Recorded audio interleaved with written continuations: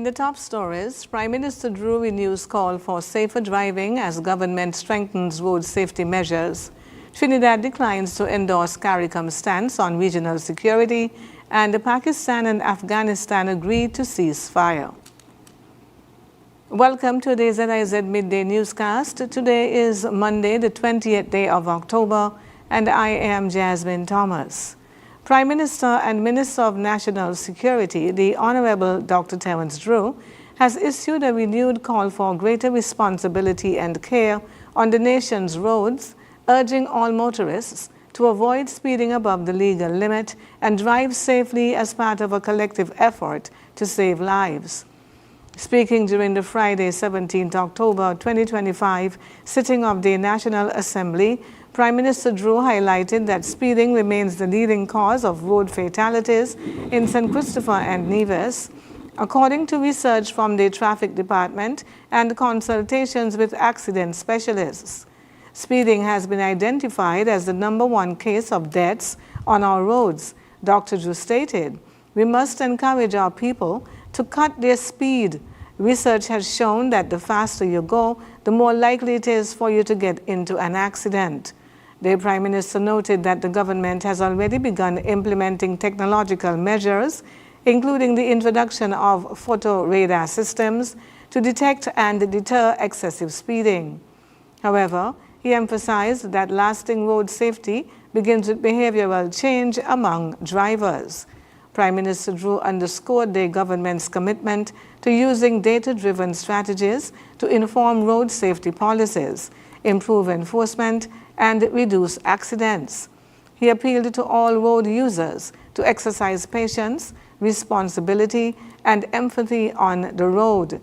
The government of St. Christopher and Nevis continues to advance its broader national security agenda, leveraging technology and policy to promote safer communities and protect the lives of all citizens and residents. Farmers and fishers across St. Kitts were recognized on the evening of Thursday, 16 October, for their exceptional contributions to national food security during the Ministry of Agriculture, Fisheries and Marine Resources annual Food Heroes Prize-Giving ceremony held at the Kuna Conference Center. The prestigious ceremony formed part of the Ministry's World Food Day 2025 week of activities, celebrated under the global theme, Hand in Hand for Better Food and a Better Future. During the evening of recognition, outstanding individuals from the crop, livestock, and fisheries sectors were presented with their prestigious 2025 Farmer and Fisher of the Year awards, the highest honors bestowed by the Ministry for Excellence in Agricultural and Marine Production. This year's top national titles went to Crop Farmer of the Year, Denise Gillard, Livestock Farmer of the Year, Terence DeCosta, Fisherman of the Year, Mervyn Maynard. Those honorees were applauded for their leadership, innovation, and dedication to advancing food production, sustainability, and resilience across their respective sectors. The ceremony also spotlighted top producers whose output contributed significantly to the nation's food supply. Producer of most mutton, Neil Mitchell; producer of most pork, Scott Keynes; producer of most eggs, Lindsay Grant; producer of most rabbit meat, Kevin Barry; producer of most beef, Gareth Humble Lewis. Minister of Agriculture, Fisheries and Marine Resources, the Honorable Samuel Duggins, together with Permanent Secretary Miguel Fleming and Acting Director of Agriculture, Yoshana Jeffers, represented the awards and commended recipients for their consistent hard work and impact within the food production value chain. The St. Kitts Tourism Authority, SKTA, is proud to announce that its innovative Sky program has been named a gold winner in the 2025 Travel Weekly Magnalan Awards, recognized in the Hospitality Overall Travel Advisor Support category.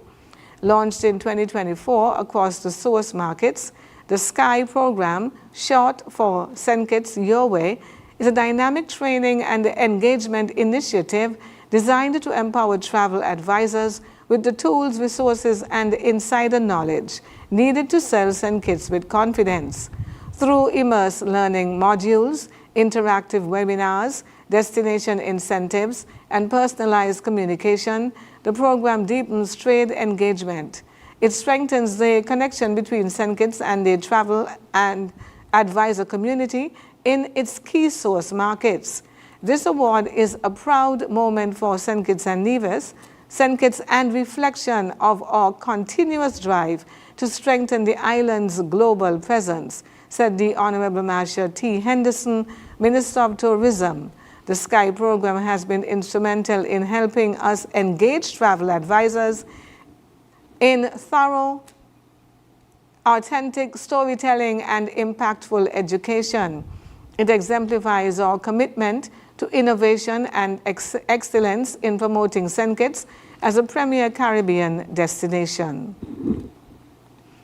In regional news, Trinidad and Tobago stood apart from its Caribbean community CARICOM neighbors this weekend, declining to endorse a regional statement on key security and stability issues, including the growing presence of the United States military in the region, after leaders met to discuss a recent security buildup and a spate of deadly maritime strikes. According to a CARICOM communique issued after the meeting, heads of government discussed the increased security activity in parts of the Caribbean and its potential impacts on member states, and the communique said the meeting reaffirmed the principle of maintaining the Caribbean region as a zone of peace and the importance of dialogue and engagement towards the peaceful resolution of disputes and conflict, but noted that Trinidad and Tobago reserved its position. The meeting comes amid a series of lethal strikes by the Donald Trump administration on vessels it says were involved in drug trafficking off the Venezuelan coast. At least 2 people believed to be nationals of Trinidad and Tobago were reportedly killed in one of the strikes, a development that has intensified regional concern. And now for a look at news on the international scene.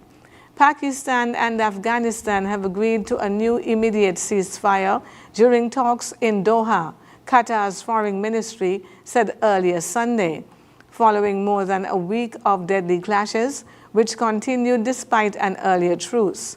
Both countries agreed to stop fighting and work toward lasting peace and stability in talks mediated by Qatar and Turkey, the ministry said. The announcement came after Afghanistan's Taliban leadership accused Pakistan of conducting more airstrikes on its territory in a continuation of the worst fighting between the two nations since the Taliban returned to power in Kabul in 2021. And now for a look at the weather. Present weather across St. Kitts and Nevis is partly cloudy with slight haze. Winds, a moderate breeze of 16 miles per hour from the east. Seas are 1.5 to 2.4 meters or 5 to 8 feet with swells up to 1.8 meters or 6 feet. A high surf advisory remains in effect. The weather forecast for St. Kitts and Nevis: partly cloudy to cloudy with a 60% or a moderate chance of showers and a 20% or slight chance of thunderstorms. Weather tonight: partly cloudy with a 30% or a low chance of showers. Sunset this evening will be at about 5:46, and sunrise tomorrow morning is set for around 6 o'clock. And that brings us to the end of the midday major newscast. Join us this evening for these stories and more in detail. Thank you for tuning in. I am Jasmine Thomas. God bless you.